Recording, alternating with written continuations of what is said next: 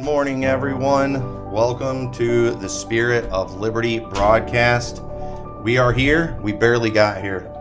We've been having all kinds of technical difficulties. Every single morning, there's a new problem that comes up. I get here like 30 minutes early, and then a new thing just pops up out of nowhere that we have to sit, and we're literally scrambling around this place trying to get this ready, and always in the nick of time we get started. Yeah, and part of the problem, look at all these wires here. Our setup is way too complicated. We're in over our heads. That's all there is to it when it comes to this fancy setup. So you'll have to bear with us. We're still working on some of these things, but when you don't know what you're doing, it can be rather difficult. But we will get it figured out. And while all the technical stuff might be that great, when it comes to the content of what we speak of, best there is on it's YouTube. Awesome. 5-star. Exactly. So that is top notch. One of these days we will have a setup and everything that will be on par with the content of what we speak, and that will be pretty impressive when we get to that point, because you don't get anything like this on your television. And with these little trendies, like the trendies, that's one area where they got us beat. They got the technology figured out. They got these perfect setups. Their audio is perfect. The look's perfect. But then what they speak of is pathetic. Mm-hmm. So anyway, well, today we are going to talk about pastoring in a pandemic. This has been a crazy year. I think everyone would agree with that. And it's been unlike anything. One thing every pastor would say is we've never experienced anything like this. Any church that's ever dealt with a pandemic and a lot of this type of thing, they're all dead now, because it's been 100 years since anything like that's happened. So it's not like we had older preachers we could talk to and say, hey, what did you guys do back when this happened 100 years ago? All right. There's a couple of preachers I thought were that old and called them up, but they weren't born yet. But anyway, so, we weren't really able to get help there. So at the end of the day, there have been a variety of things that people have done. But the problem is with the internet, it kind of brings everyone together, and you have the people who are incapable of thinking for themselves, and they get confused when there is not unity on something, and their brains explode. And so what we want to do today is just I'm going to explain kind of our thought process here, but show too how, and hang on to your hats, folks, churches can do things different. All right, different churches, different situations call for different action. Yeah. Okay, now Mr. Keyboard Warrior, okay, that's just looking for somebody to, rail on. He's just looking for that one. They're always looking for that person that says, this is how it is for everybody. And then that way he can go condemn everybody and attack everyone online who's not exactly like that. But what Mr. Keyboard Warrior doesn't understand, because he's never been to a real church, is that there's going to be differences in a lot of things from church to church, and not even just on stuff like with the pandemic. Okay. I'm talking across the board. And so what we're going to do, we're going to kind of illustrate a lot of these things with the pandemic, but also I want to kind of apply it to other areas, because you're going to see differences in churches. You're going to see a difference in order of service. You're going to see a difference in service times, soul winning times. There's a lot of different ways people run their services. And people ought to understand that and be okay about it. So anyway, before we do that, though, we want to go ahead and start out with our preaching clip of the week. And I picked this preaching clip, too, because it kind of goes along with what we're talking about a little bit, and just because I really like the clip. Okay, so I still feel bad about Pastor Sam Knickerbocker. He got his moment of being featured on preaching clip of the week, and then we had all those technical difficulties. And we were having the same technical difficulties this morning. That was one of the things causing us to scramble. So last minute, untested, we're going to try a different method for playing the sermon clip. and we'll see what happens. Okay, so hopefully this works, because we do not want to dash the dreams of two pastors in a row. And so this week we have Pastor Joe Arthur of the Harvest Baptist Tabernacle in Jonesboro, Georgia. And Pastor Arthur, he is, and I mean this in a good way, because you all know how I like to make fun of the camp meeting crowd, but he's my favorite camp meeting preacher, but in a good way. I've never heard him preach any heresy. I've always been encouraged by his preaching. I enjoy it a lot. He's hilarious. And most of the sermons I've heard him preach are usually like very uplifting, motivational. And let me just say this too. His style of preaching is completely different than me. This guy doesn't preach like I do. Okay? He has a completely different method, and I think that's okay. Okay? I wish I could get up and do a Joe Arthur type sermon. I'm just not capable of it. You know, I don't have his personality. I don't have his comedic timing that I absolutely love. But I've heard him preach in person several times, and I've always enjoyed it a lot. And so I want you to listen to this clip. I think it's about 3 minutes long of Pastor Arthur, and then we'll talk a little bit about what he's talking about, and then kind of go into our subject for the day. So anyway, all right, go ahead and play that clip for us. Listen to me this morning. I took Willingham Drive Baptist Church in 1984. The dear man of God that labored in that church for 40 years before I got there was Tom Hughes. He was such a friend to everybody in that community.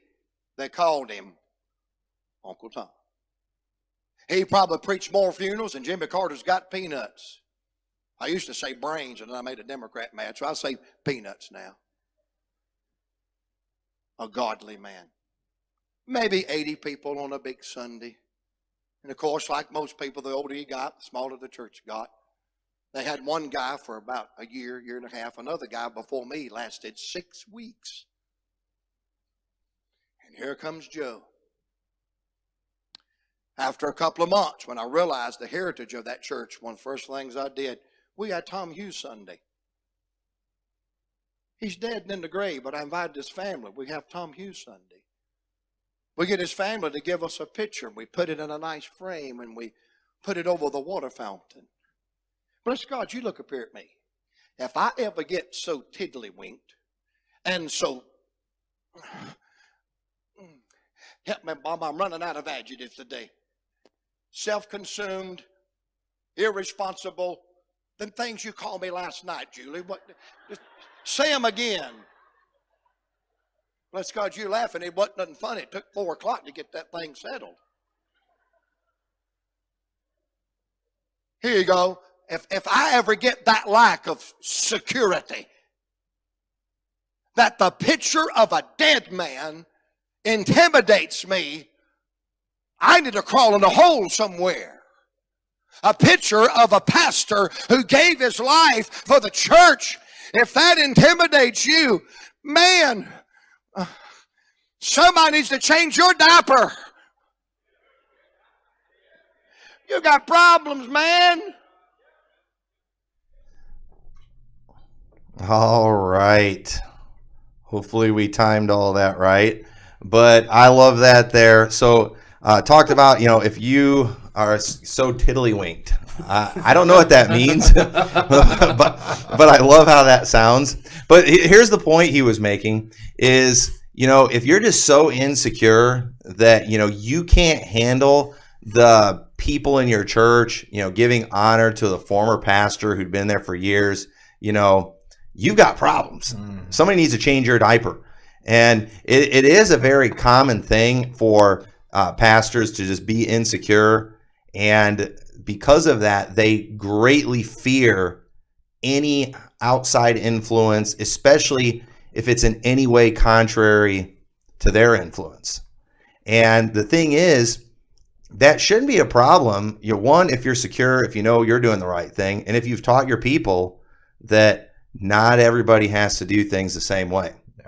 if the people in your church know that, they're probably not going to be giving you a whole lot of grief over the fact that you do something a little bit different. And so I don't know. I just thought that was a funny clip, and he went on more just talking about different things that if it just bothers you, if it freaks you out that much, you just need to get over yourself. And because in this millennial generation, anything that offends you or disagree, anything that's contrary to what you think, they want to like silence you and cancel you out.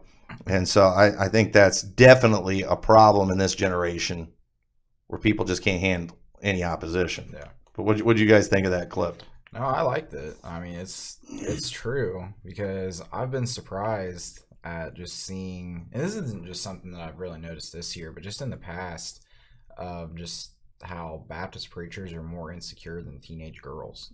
That's true. Honestly, like some of them, like literally, even like just in the past of like listening to different pastors online, and then the pastor of the church that I'm going to, or just other people in the church or associated with it, just losing their minds at the idea, that there's people out there that believe differently on the timing of the rapture. Like literally a 3.5 year difference can just absolutely knock these people off their rocker completely to the point where they can't get back up. I mean, it's unbelievable stuff. I mean, we live in a world, and I've noticed this year entirely, just the entire country, is that people have completely lost the ability to work with somebody else that feels differently about a certain issue than them. I mean, like, I'm very anti-lockdown, but I work really hard to see how someone could be pro-lockdown and be able to, still work with that person, still talk to that person, be normal around them. I don't understand what this attitude is of there can't be any differences between people. I think that's insane. Right. Yeah, well, I've had several conversations, like in the flesh conversations. I'm not talking about arguing with somebody on social media, but like in the flesh conversations with other pastors that, did things different. Yeah. And we didn't get in an argument about it. And I didn't feel the need to go like insult him later. It's just, I can see where he's coming from. And so I wanted to kind of lay out some of the things that you have to factor in. So we're going to highlight this with the pandemic, because again, insecurity is a big thing, and some of it's because y'all are, some of it's not just the pastors, it's the knuckleheads in their church who put pressure on their pastor and judge him based on what other pastors are doing. Okay, that might make your pastor a little crazy, and instead of taking shots at you, which is what he should do, take shots at other people. But and a lot of it too is because of the knucklehead keyboard warriors that go and leave comments. Well, why'd you do that? Pastor McMurtry did blah blah blah, and then they use that to just kind of cause contention and drive wedges, and I think that's pathetic too. But basically, some of the challenges this year, I think one is this year, for example, just staying open is the political pressure. Okay, because you have some groups that are pressuring churches to stay open, while others are pressuring them to stay closed.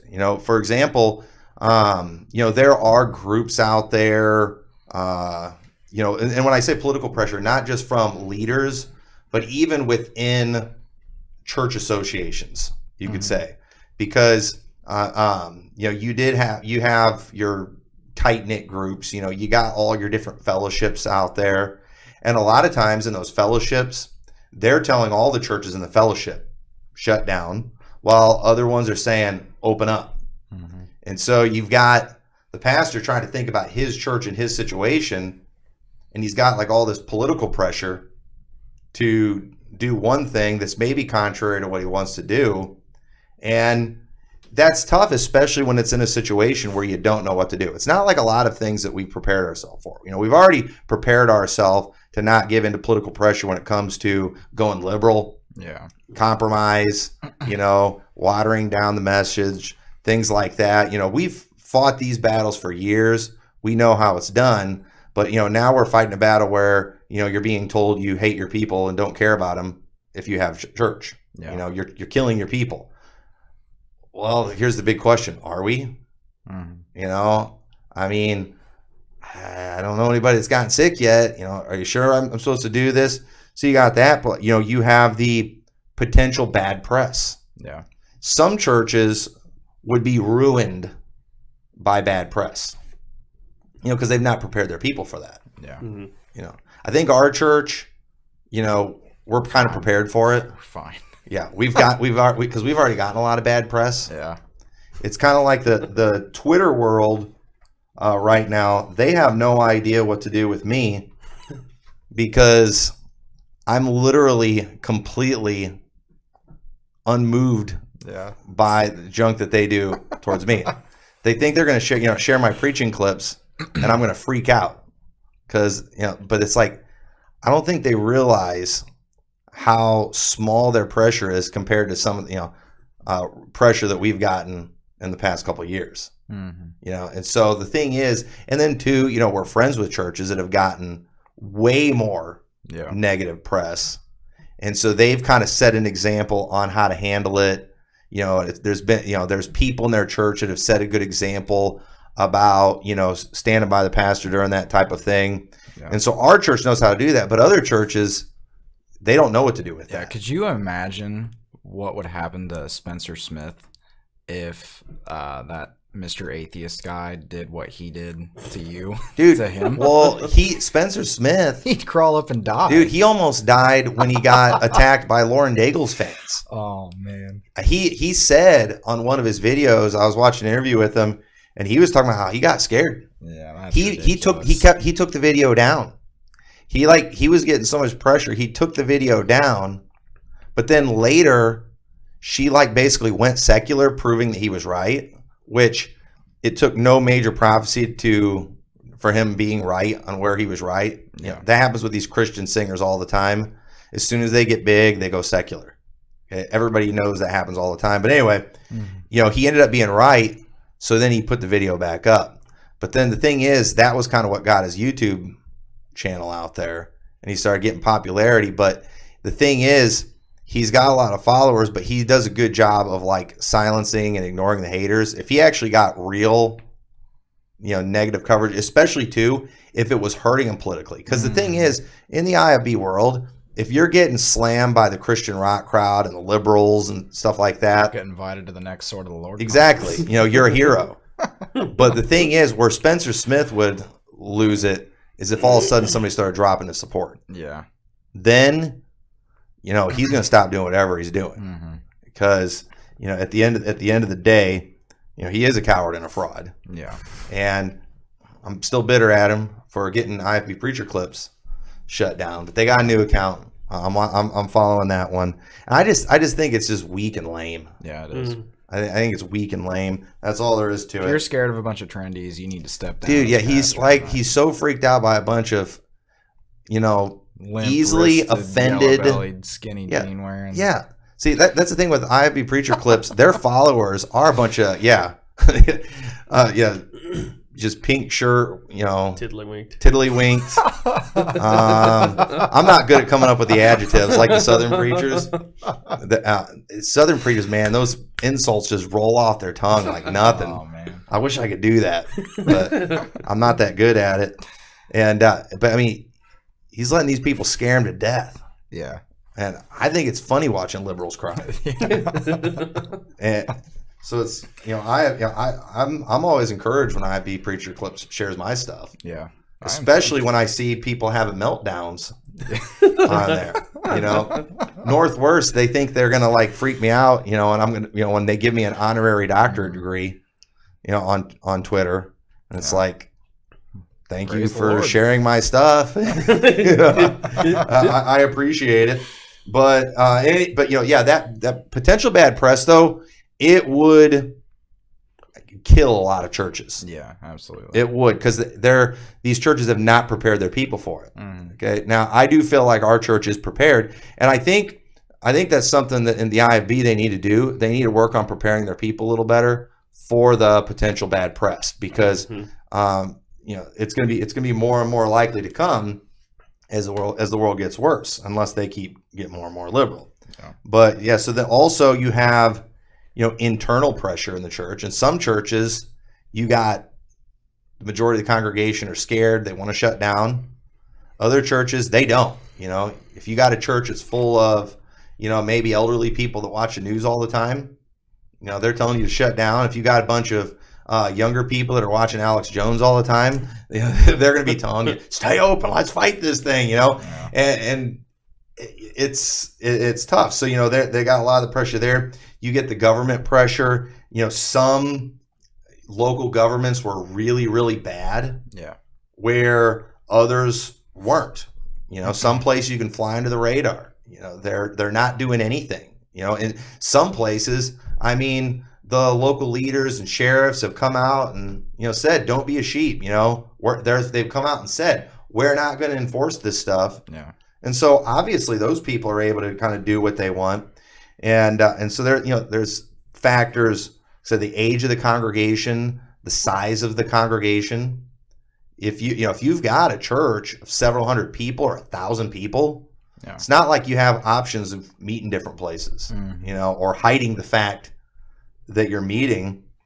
The location of your church, the size of the facility. Thankfully, with this building we have now too, if we wanted to, we could put everybody in Joe Biden circles. Yeah. Like at a Joe Biden rally, and if we spread them out into the fellowship hall and everything too, and we could follow all their stupid rules if they decided they were going to push it.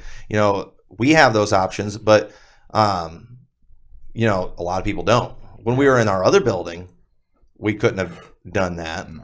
But when we were in another building too, we were also not on a main street where people could see what we're doing. We could fly under the radar. Over here, we don't have places we can park and pretend we're not here. Yeah. And so, there's so many things that you have to factor in. And at the end of the day, what this just proves is that independent Baptists are not independent. No. I've been saying that for a while, but independent Baptists are just not independent. No, and this isn't just a new IFB thing either. My wife and I went and took a vacation in North Carolina this past summer, and we visited this church while we were down there, and we went for Sunday morning, and we went to the Sunday school, listened to the pastor preach, and everything was fine. In between the Sunday school and the normal Sunday morning church service, this guy, just a random member in the church, pulls me aside, and he's just kind of talking to me, and I'm telling him where we're from, and that he's just talking to me about like what I wanted to do, and I was wearing a suit, and he asked if I was a pastor, and I said no, but someday I might like to. And so anyways, we get into the normal service. He's also asking about what we did with the lockdown and everything. So we get into the normal church service, and this guy stands up in the middle of this pastor's church service, interrupts the entire service, and treats me like I'm some honorary guest, okay? Has me stand up and basically introduce myself, like my family, and explain the fact that maybe someday I want to pastor a church. And I just literally stood up and restated exactly what he said. I didn't want to say anything. I felt extremely awkward because this wasn't even brought on by the pastor. This was just some random guy that thought I should stand up and do this. Then he turns around and looks at me and says, "Tell him what you guys did for the pandemic."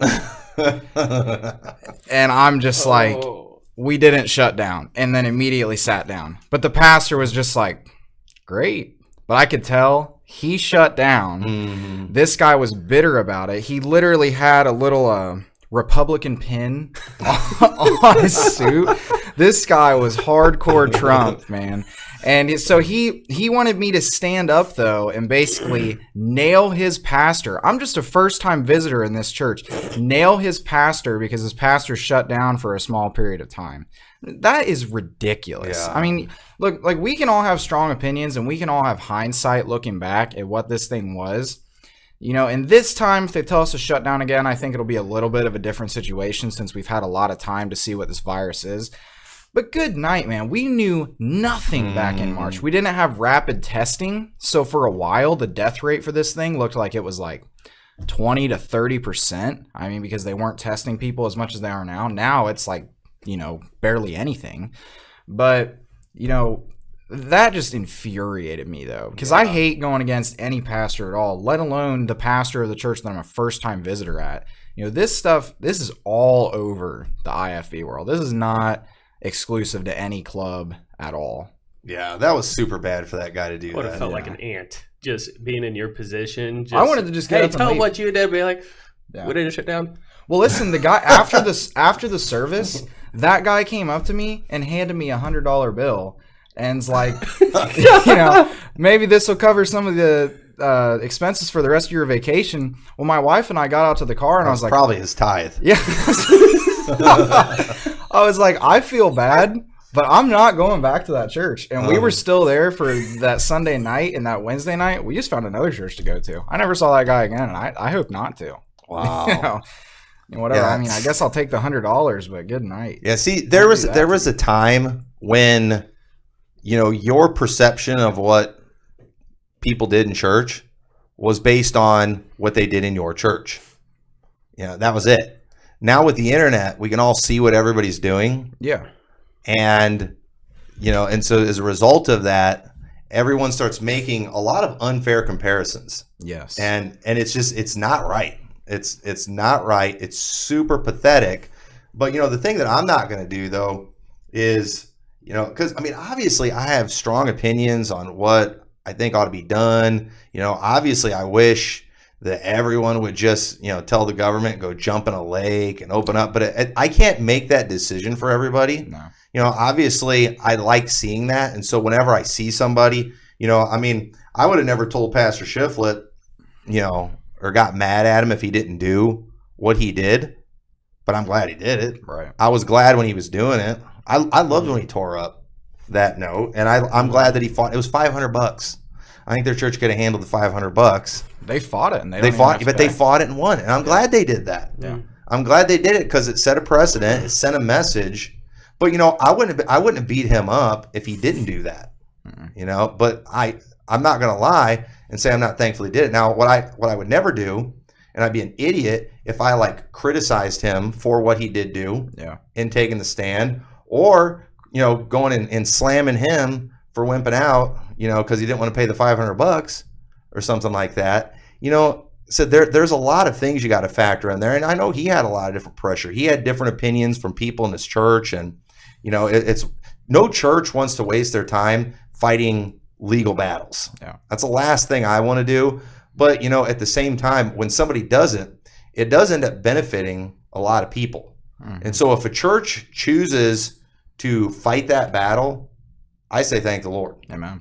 And, I'm glad, I'm thankful for all the people that have, told the government to go jump in a lake, but I'm not so insecure that I've got to go and try to make the Bible fit my opinion on this for everyone. Mm-hmm. Mm-hmm.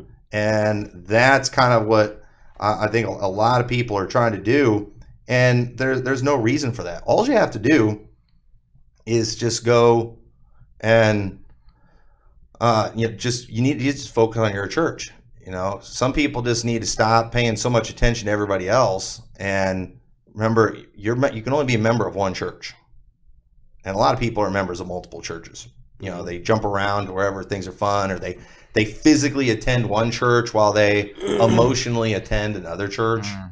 And the thing is, if that happens, if we get some knucklehead in here, and we've had knuckleheads in here that physically attended this church but were mentally in another church, we're pretty good at running them off. Yeah. Pretty quick. Can't use a different Bible to fit your agenda, so you just use different churches. Yeah, exactly. Yeah. And the thing is, too, one thing I don't do, whenever the knuckleheads come through who are following a different pastor, I don't have to go beat up the other pastor. Yeah. I beat up the knucklehead. Right. I was just like, man, if that's who you're following, I would recommend going to their church. Mm-hmm. Good night. If I like John Hagee, I go to his church. I wouldn't come to this church and try to make, me John Hagee, or my pastor John Hagee. That's super weird. And so I think a lot of this is something that, the IFB is going to have to adapt to a little bit. The fact that we're not so much on an island anymore, where you used to be in an island where what you did in your church, in your mind, is what everybody did in every church. Mm-hmm. That's the way it used to be, especially for the average member. You know, pastors have always kind of gone around to other churches and gone to pastors' fellowships, and you communicate with pastors, and so you get a lot from that. But average Joe church member, they only ever go to their church. They only would ever listen to their pastor. And now, in the age of the internet, it's not like that anymore. And so I do think pastors are going to have to, toughen up a little bit, when it comes to their feelings. Yeah. And they're going to have to just, establish a few things that, hey, different churches do things different, and it doesn't always make them bad churches. Because that's where we end up looking like idiots, is when we make everyone who disagrees with us out to be horrible people. Yeah. It's like, no, sometimes it's just a different situation. And so pastors need to get a hold of that. And then they also need to communicate that to their church too. And if they would do that, then, hopefully the knuckleheads will just, learn that, hey, this is Liberty Baptist Church. Yeah. Not whatever Baptist church. If I don't like what happens at Liberty Baptist Church, I should go to the other church. Mm-hmm. And not try to transform this into something else. That's because a lot of people that do this stuff too are a lot of times new Christians. $5 says that guy that gave you $100 probably hadn't gone to that church super long. Anybody that does something that stupid and that insensitive, he couldn't have been there that long. Especially in the South, where you have like 50 churches to go to in a small town. Yeah, he probably hadn't been going there for there's no way he had been going there very long at all. I'd be willing to put money down. I'm not a gambler. I don't think it'd be gambling that he hadn't been going to that church for long. Okay, that type of stupidity comes from just pure immaturity. Yeah, and we see a lot of that, especially in the internet world, because you have your internet Christians who when all your churches is from the internet, you are going to be majorly lacking. You are going to be so deficient. Yeah. Mm-hmm. In a lot of things. You're going to be really strong in some areas. You're going to be like, if you're just one of these internet only Christians, in some areas you might look like one of these bodybuilders that has like these giant upper torso and then like these tiny bird legs. Yeah, that's what you look like spiritually, because you're not balanced. Man. If you're not around real flesh and blood people, if you're not loving the brethren, you guys are skipping leg day. Yeah, you're skipping leg day. And it shows. Yeah, you look funny. Make sure and so it's like in their social media world, all their pictures are just from the waist up. Yeah. Spiritually speaking, yeah, we see all the videos of you out soul winning and all the sermons that you're sharing. But you know what? If we get a look at all of you, we'd all be laughing at your bird legs spiritually. And you need to get into a real church so you can be a more balanced, well-rounded Christian. And what you find out when you get in church is that not everybody in a church is exactly alike.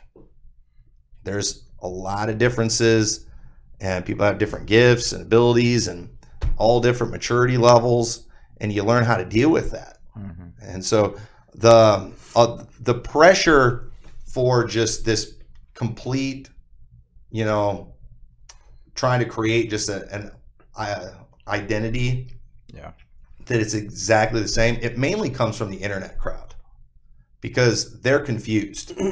They don't know how to handle it when people are a little bit different. That's because they don't go to real church. Okay, and just because you went and visited one a couple times and got thrown out doesn't mean you actually know what it's like to be in a church. I'm talking about long-term, actively involved. You know the names of the people. They know your name. You've been to their house. They've been to your house. You actually know each other. And again, love the brethren. Okay? Loving the brethren is a major command. It is something that it is essential to our life. And just because you go out soul winning, that doesn't mean you're loving the brethren. That's loving the lost. That's good. Yeah. All right. That's good. Hey, bicep curls are good, but you need to do the leg exercises too. Yeah. Yeah. And that loving the brethren thing, forbearing one another, lifting each other up, that is an important thing. And so you're going to find out if you ever get in a real church that, there's a variety of people in every church. If you get around churches, there's a variety of churches. There's different preaching styles. Like I said, Joe Arthur and myself, we're completely different in how we preach. You know, we have a completely different style. And you know what? I don't think God would be interested in making. I don't think the Holy Spirit's working on Pastor Joe Arthur saying, you know, you need to be a little more like Tommy McMurtry. Mm-hmm. You know, I need to be a little more like Joe Arthur. Yeah, it's just we all have our different gifts and abilities, and we've got to recognize that and understand that. And so, you know, thankfully, you know, our church, we don't have, you know, so we're really good at running off the knuckleheads, and you know, you guys aren't here every week just bashing all these other pastors are just like a little bit different and stuff like that. It's mostly just the goons on the internet that do that kind of stuff, and that is so wrong. I like different personalities. I like different people. I like different styles, and sometimes I go listen to some of these guys just to, you know, I think I need some of that to throw off. You know, sometimes I wish I had a little more of the camp meeting in me. You know, maybe I need to go to another camp meeting. Well, it's just good to live in a world where you know that there's other people that do things differently than you, and it's okay. Right. You know, like literally, the fact I love IFB preacher clips, especially because I don't just see, like, while they do put like our crowd on there sometimes, it's all kinds of other different crowds, and even amongst them, there's different distinctives, and it's like people just, you know, tune it in a little bit. There's different kinds of fundamental Baptists out there, even within fundamental Baptists. Oh yeah. And then even inside like the camps within the IFB, there's camps in those camps. I mean, there's so many different people, and here's the thing, they're fine. You know, it's okay. Right. I like when things are different. You know, Yeah. it's weird to me when everything's the same. I appreciate some of the people that IFB Preacher Clips has introduced me to. Yeah, seriously. That I enjoy. I'm sorry. Pastor Nathan Rager is a blessing. Amen. We are not exactly alike. It definitely in personality and style, associations. You know, we've got things where we disagree, but he is a unique individual. And you know what else he is? He's an individual. Yeah, I appreciate it. You know, you know, I mean, who do you compare him to? Nobody. You have to take a little bit from, well, it's a little bit of this, and you get everything mixed. Yeah, he is kind of a mixture of, you know, all the IFB groups, and it all, and what, you know, what does it happen when you mix all the different groups of the IFB? You got Nathan Rager, right? Yeah. And I appreciate that about him. Yeah. And you know what? I'm not going to go imitate him. No. You know, I'm not going to go. I don't know. I've got some good lines from him. You got the good old fashioned. Yeah, I got good old fashioned. You can't claim that you've never imitated. Yeah, but right, yeah. So, but at the same time, though, you know, I would never bash him for being different than me. Yeah, seriously. And you know what? I don't need to. That's what Twitter's for. Right? That guy's got so many haters on Twitter. It's just, I think it's because these queer little skinny jean wearers, they can't handle. You know, he is different than everybody, and it's just like that drives them nuts. It's okay. They want him to put on the skinny jeans and, you know, just blend in with all the other little millennials of the world, and he doesn't do that, and so they lose their minds. And you know, there's a lot of, we're about out of time. There's a lot of other people like that we could talk about, but you know what? Thank God for different personalities, different preachers, different styles, different churches. You know, at the end of the day, I got enough work cut out for me taking care of this church, you know, keeping myself in line, keeping our church in line. And of course I want to be an influence, you know, but I think my best method of being an influence is being successful in what I do and not have, you know, if I'm running an insane asylum, I don't think anybody's going to follow me. Yeah. You know, my lead. So, you know, if I, you know, I just need to do the right thing and be an influence that way. And then if people don't follow my lead, I got better things to do than to chase them down and beat them up. Yep. So anyway, be supportive of your pastor out there. Amen. I mean, hey, yeah, listen, I'm not going to change my mind on my opinions about everything that's going on. You know, I know what I think people ought to do, but if they don't do it, I'll get over it. In fact, I'm already over it. And so you know what you need to do? You need to get over it. Amen. And don't hold your pastor accountable for what I preach. You know, if that is wrong, and you're just going to make me the bad guy. Yep. And so don't do that. But anyway, thank you for watching this, and we make sure you tune back in next week. Send us some preaching clips. If you find a preaching clip you like, send us a preaching clip. Send us a link to the sermon, maybe a time marker of where it gets good. We want to feature different people on here every week. And go check out Pastor Joe Arthur's church. If you'll enjoy his preaching. I've enjoyed every sermon I've ever heard him preach. But anyway, God bless you. We'll see y'all later.